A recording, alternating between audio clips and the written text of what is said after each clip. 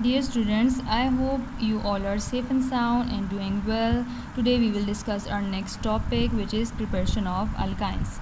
Preparation of alkynes के लिए जो हम मेथड यूज़ करेंगे that is the elimination reaction. ठीक है, अल्काइंस क्या होती हैं? अनसेचुरेटेड कंपाउंड्स होते हैं क्योंकि इनमें ट्रिपल बॉन्ड प्रेजेंट होता है. तो अगर हम सेचुरेटेड कंपाउंड्स लें, उनमें से एटम्स या ग्रुप ऑफ एटम्स को रिमूव करेंगे तो ये किस में कन्वर्ट हो सकते हैं? अनसेचुरेटेड कंपाउंड्स में कन्वर्ट हो सकते हैं. और इसी प्रोसेस को हम क्या कहते हैं? Elimination reaction. It means alkynes को प्रिपेयर करने के लिए जो हमें प्रिपरेशन मेथड यूज़ करना होगा वो कौन सा होगा? That will be elimination reaction. Elimination में जो हम यूज़ करेंगे first one that is dehydrohalogenation of adjacent डायहैलाइड्स.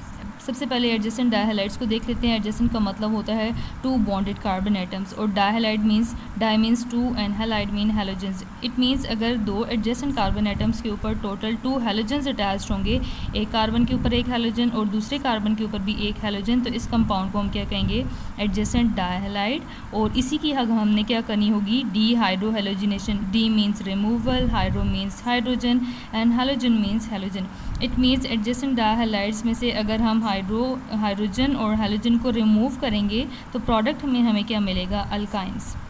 Okay, यहाँ पे जो हमने टर्म यूज़ की है एडजेसेंट डायहैलाइड, इसको हम डिफ़ाइन कर लेते हैं. एडजेसेंट डायहैलाइड्स को विसिनल डायहैलाइड्स भी हम कहते हैं. ठीक है, और एडजेसेंट डायहैलाइड्स क्या चीज़ होते हैं? These are the organic compounds in which dihalides are attach to 2 adjacent carbon atoms. के अगर हमारे पास क्या हों? 2 एडजेसेंट कार्बन एटम्स हों और उन पे 2 हैलोजेंस अटैच हों तो इसको हम क्या कहते हैं? विसिनल डायहैलाइड या फिर एडजेसेंट डायहैलाइड भी हम इसको कहते हैं. प्रोसेस जो हम यहाँ पे यूज़ करें that is dehydrohalogenation. De means removal, hydro means hydrogen and halogen means halogen. तो ये हमारे पास कौन सा प्रोसेस है? The process of removal of hydrogen and halogen is called dehydrohalogenation. Dehydrohalogenation के लिए जो कंडीशन हम यूज़ करेंगे that is the use of hot alcoholic KOH. We have to use here the potassium hydroxide but it should be alcoholic. There should be alcohol in alcoholic solution of KOH and it should be hot. It means this reaction is endothermic reaction. We have to give heat in this reaction. There are 2 steps. In the step number 1 there will be removal of hydrogen from one carbon atom and halogen atom from the adjacent carbon atom. किस तरह से? For example यहाँ पे हमने compound लिया है 1,2-डाइब्रोमोइथेन.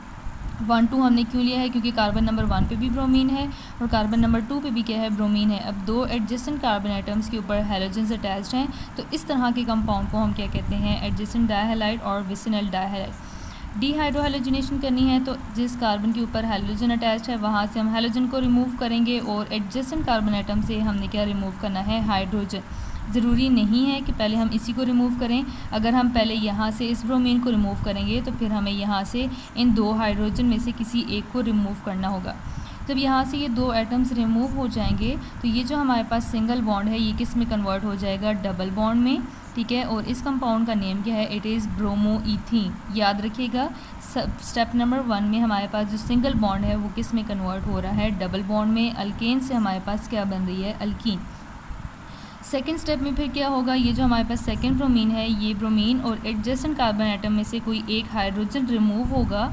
ठीक है, तो यहाँ पे हमारे पास ये जो डबल बॉन्ड है ये किस में कन्वर्ट हो जाएगा? It will be converted into triple bond. ठीक है, अब यहाँ पे देखें हमारे पास ब्रोमोइथीन से क्या बन चुकी है?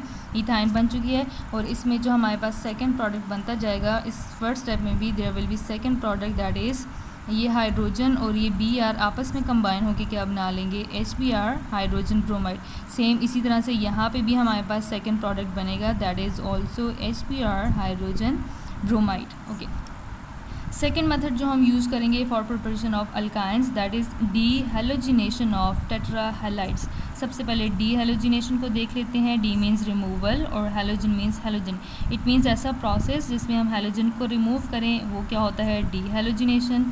और टेट्राहैलाइड्स क्या होते हैं? Tetra means 4, halide means halogens. 2 adjacent carbon atoms के ऊपर टोटल 4 हैलोजेंस अटैच्ड होंगे तो इनको हम क्या कहेंगे? टेट्राहैलाइड्स. 2 एक कार्बन के ऊपर होंगे और 2 दूसरे एडजेसेंट कार्बन एटम के ऊपर होंगे तो इन कंपाउंड्स को हम क्या कहेंगे? Tetrahalides. Okay, first of all we will define here dehalogenation. It is the process in which there is removal of halogen which is called dehalogenation.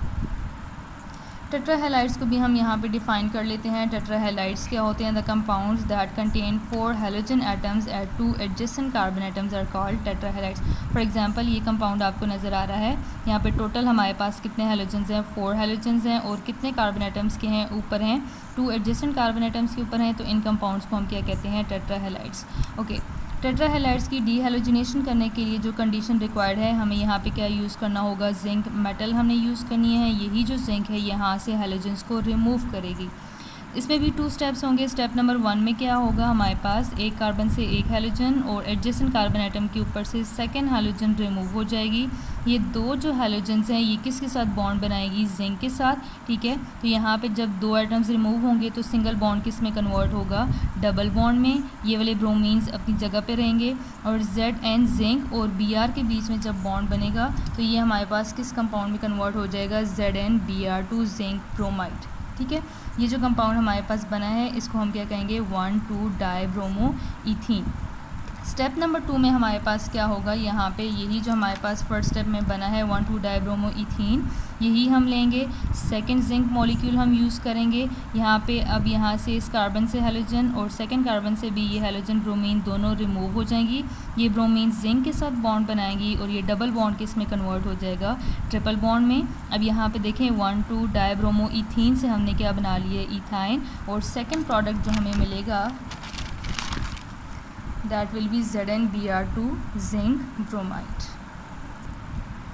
Okay जी, उसके बाद हम फिज़िकल प्रॉपर्टीज़ ऑफ अल्काइंस को भी देख लेते हैं। सबसे पहले हमारे पास आता है फिज़िकल स्टेट। ठीक है, फिज़िकल स्टेट में अगर हम देखना चाहें जो हमारे पास फर्स्ट 3 मेंबर्स हैं जिनमें कौन कौन से आते हैं? इथाइन, प्रोपाइन और ब्यूटाइन। ये क्या होते हैं? They are gases in nature. ठीक है, जो हमारे पास कार्बन नंबर 5 से लेकर कार्बन नंबर 17 तक हैं ये क्या होते हैं? They are liquids. और कार्बन नंबर 18 और इससे ग्रेटर जितने भी होंगे वो क्या होंगे? They are solid in nature. Non polar भी हम देख लेते हैं। अल्काइंस क्या होती हैं? नॉन पोलर नेचर की होती हैं। नॉन पोलर क्यों है? क्योंकि यहाँ पे जो हमारे पास कार्बन और कार्बन की इलेक्ट्रोनेगेटिविटी है वो भी 0 है, क्योंकि दोनों सेम है। कार्बन हाइड्रोजन की भी इलेक्ट्रोनेगेटिविटी क्या है? बहुत ज़्यादा कम है। तो यहाँ पे ये जो बॉन्ड्स बनते हैं ये क्या है? नॉन पोलर बॉन्ड्स हैं। तो कंपाउंड खुद भी क्या होगा? अल्काइंस खुद भी क्या होती हैं? Non polar.